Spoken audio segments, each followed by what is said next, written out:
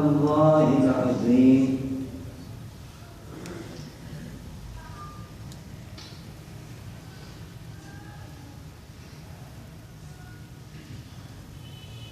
صحیح بخاری شریف کی یہ آخری حدیث ہے کہ رسول اللہ صلی اللہ علیہ وسلم نے یہ فرمایا۔ آپ کا فرمان آگے نقل کیا گیا کہ آپ کا وہ فرمودہ فرمان کیا ہے، تو فرمایا کلمتان حبیبتان الی الرحمن۔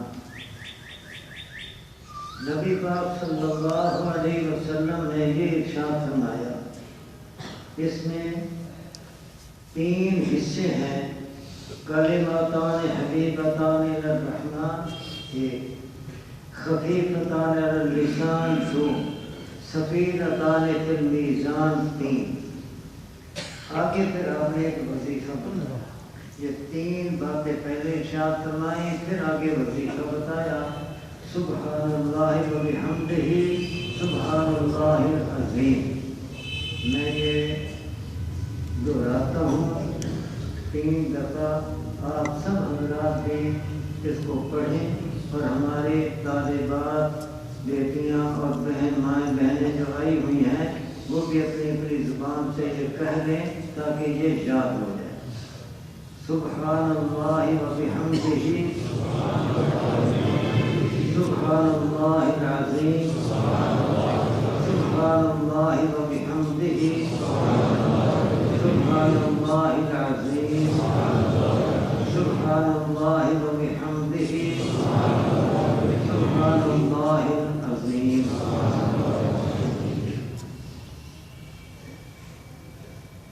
اب اگر کوئی پوچھے، حدیث کی تشریح میں بعد میں کروں گا، اگر کوئی پوچھے کہ یہ نبی پاک صلی اللہ علیہ وسلم کا فرمان ہے، نبی پاک رسول اللہ صلی اللہ علیہ وسلم نے یوں فرمایا، تو رسول اللہ صلی اللہ علیہ وسلم دنیا سے تشریف لے گئے اور اس کو صدیاں گزر گئی۔ آج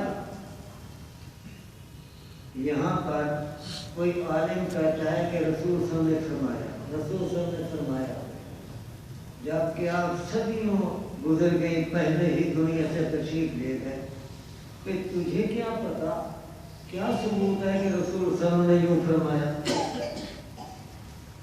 صدیوں پہلے کی بات ہے کہ رسول نے یوں فرمایا، رسول صلی اللہ علیہ وسلم نے یوں فرمایا، تو کیا ثبوت ہے کہ واقعی نبی صلی اللہ علیہ وسلم نے یہ فرمایا ہے؟ تو یاد رکھنا، یہ جو پہلے راویوں کا سلسلہ ہوتا ہے اس حدیث کے حدیث ہونے کا ثبوت ہے،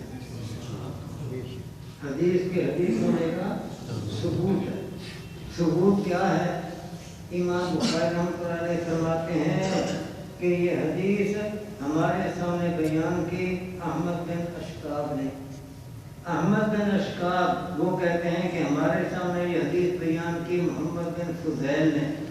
محمد بن فضیل کہتے ہیں کہ ہمیں یہ حدیث حاصل ہوئی عمارہ بن قعقاع سے، وہ کہتے ہیں کہ ہمیں یہ حدیث حاصل ہوئی ابو زرع سے، ابو زرع کہتے ہیں کہ مجھے یہ حدیث حاصل ہوئی حضرت ابو ہریرہ سے، اور حضرت ابو ہریرہ کہتے ہیں قال رسول کہ رسول صلی اللہ علیہ وسلم نے فرمایا۔ اب یہ ثبوت ہے کہ واقعی رسول صلی اللہ علیہ وسلم نے فرمایا، اور آپ کے اس فرمان اور حدیث رسول ہونے کا یہ نیچے راویوں کا سلسلہ جس کو سند کہتے ہیں یہ ثبوت ہے۔ اور یہ یاد رکھنا، یہ نبی کریم صلی اللہ علیہ وسلم کا معجزہ ہے۔ پہلے انبیاء کے اقوال بھی نقل کیے گئے۔ نوح علیہ السلام نے یوں کہا، ایک تو ہے ان کے وہ اقوال جو قرآن کریم میں آ گئے،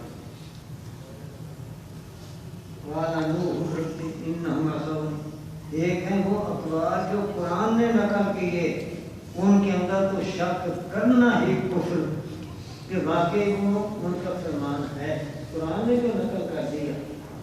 عیسیٰ علیہ السلام نے یوں کہا، موسیٰ علیہ السلام نے یوں کہا، ابراہیم علیہ السلام نے یوں کہا، تو قرآن کے اندر جو اقوال آ گیا پہلے انبیاء کے، وہ تو برحق اور وہ سچ۔ لیکن قرآن کریم کے علاوہ ان کے جو اقوال نقل کیے جاتے ہیں، اقوال عیسیٰ، اقوال موسیٰ، اقوال داؤد، یہ اقوال کتابوں کے اندر ہوتے ہیں۔ اب اگر کوئی یہود سے پوچھے کہ موسیٰ علیہ السلام کے یہ اقوال، ان کا کیا ثبوت ہے، اقوال عیسیٰ علیہ السلام کے یہ اقوال ہیں، ان کا کیا ثبوت ہے، تو یاد رکھنا نہ یہود اس کا کوئی ثبوت پیش کر سکتے ہیں، نہ نصارہ یہ کوئی ثبوت پیش کر سکتے ہیں، نہ کوئی اور نبی کا امتی اپنے نبی کے قول پر کوئی ثبوت پیش کر سکتا ہے، کوئی ثبوت پیش نہیں کر سکتا۔ ہاں موسیٰ علیہ السلام نے یہ کہا، عیسیٰ علیہ السلام نے یہ کہا، لیکن بغیر یہ ثبوت کے اقوال نقل کیے جاتے ہیں۔ لیکن نبی کریم صلی اللہ علیہ وسلم کے یہ جو اقوال ہیں، آپ کے افعال ہیں کہ نبی پاک نے یوں فرمایا، نبی پاک نے یوں کیا، تو ان کو کہا جاتا ہے احادیث۔ تو ایک ایک حدیث پر محدثین حضرات نے محنت کی اور اس کا ثبوت فراہم کیا کہ یہ نبی پاک کا فرمان ہے، یہ نبی پاک کا عمل ہے، یہ راویوں کا سلسلہ، یہ سند اس کا ثبوت ہے۔ یہ نبی کریم صلی اللہ علیہ وسلم کے معجزات میں سے ایک معجزہ ہے کہ آپ کا ہر قول فعل پورے ثبوت کے ساتھ محفوظ ہے۔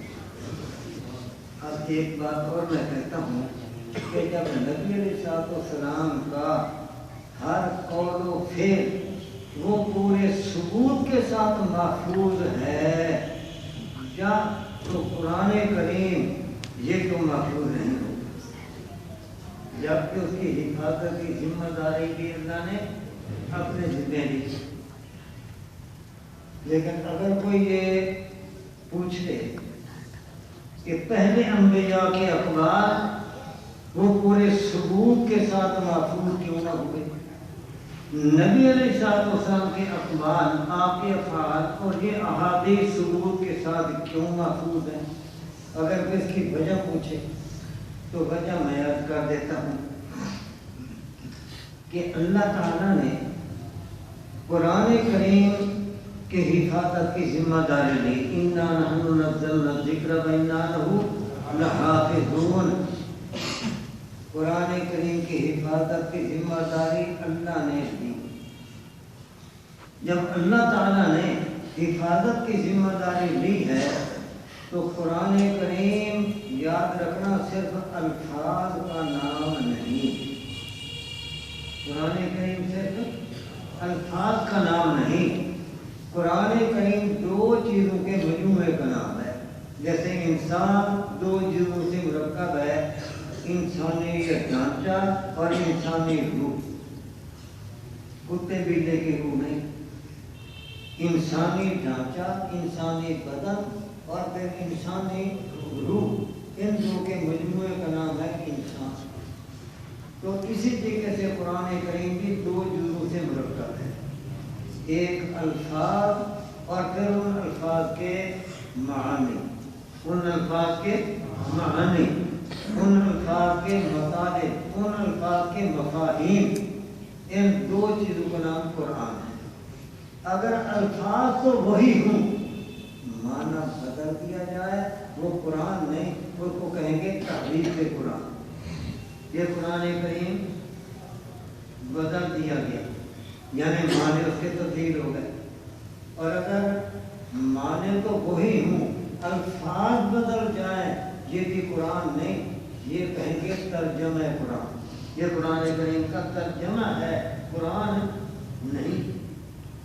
تو قرآن تب بنے گا کہ الفاظ بھی وہی جو اللہ نے نازل فرمائے، ان کے معانی بھی وہی جو اللہ نے اپنے نبی کے ذریعے سے بیان کرائے، معانی بھی وہی ہو۔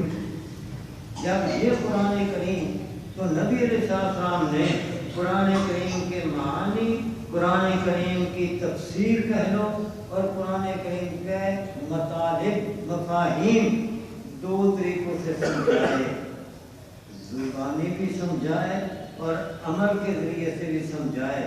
تعلیم کے دو طریقے ہیں نا، زبانی تعلیم اور عملی تعلیم۔ جیسے ایک سائنس پڑھانے والا استاد ایک فارمولہ سمجھاتا ہے اور پھر تجربہ بھی کراتا ہے۔ حساب پڑھانے والا استاد پہلے کلیہ سمجھاتا ہے، پھر تختہ سیاہ پر مثالیں دے کر وہ حل کر کے بھی دکھاتا ہے۔ یہ عملی تعلیم ہے۔ تو دونوں طریقوں سے تعلیم میرے سامنے دی۔ زبان کے ساتھ آپ نے وضو کا طریقہ سمجھایا بھی، وضو کر کے دکھایا بھی، نماز زبان سے سکھائی بھی اور نماز پڑھ کر دکھائی بھی، جہاد آپ نے زبان سے سکھایا بھی اور جہاد کر کے دکھایا بھی۔ تو دونوں طریقوں سے تعلیم دی گئی۔ زبان سے آپ نے سکھایا تو وہ آپ کے اقوال، عمل کر کے دکھایا وہ آپ کے اعمال اور آپ کے افعال۔ یہ انہیں کا نام ہے احادیث۔ اور یہ قرآن کریم کے معنی جو آپ نے زبان سے احکام سکھائے اور پھر عمل کر کے دکھایا، یہ احادیث یہی قرآن کریم کی تفسیر ہے، یہی قرآن کریم کے مفاہیم مطالب ہیں۔ تو جب اللہ تعالیٰ نے قرآن کی حفاظت کی ذمہ داری لی تو ادھورے قرآن کی نہیں اور ادھوری حفاظت نہیں، پورے قرآن کی پوری حفاظت۔ اور یہ تبھی ہو سکتی ہے کہ الفاظ بھی محفوظ رہیں، معنی بھی محفوظ رہیں۔ تو یہ احادیث یہ قرآن کریم کی تفسیر، قرآن کریم کے معنی ہیں۔ اس لیے جب قرآن کریم کی حفاظت کی اللہ تعالیٰ نے ذمہ داری لی تو اللہ تعالیٰ نے الفاظ قرآن بھی محفوظ کرائے اور احادیث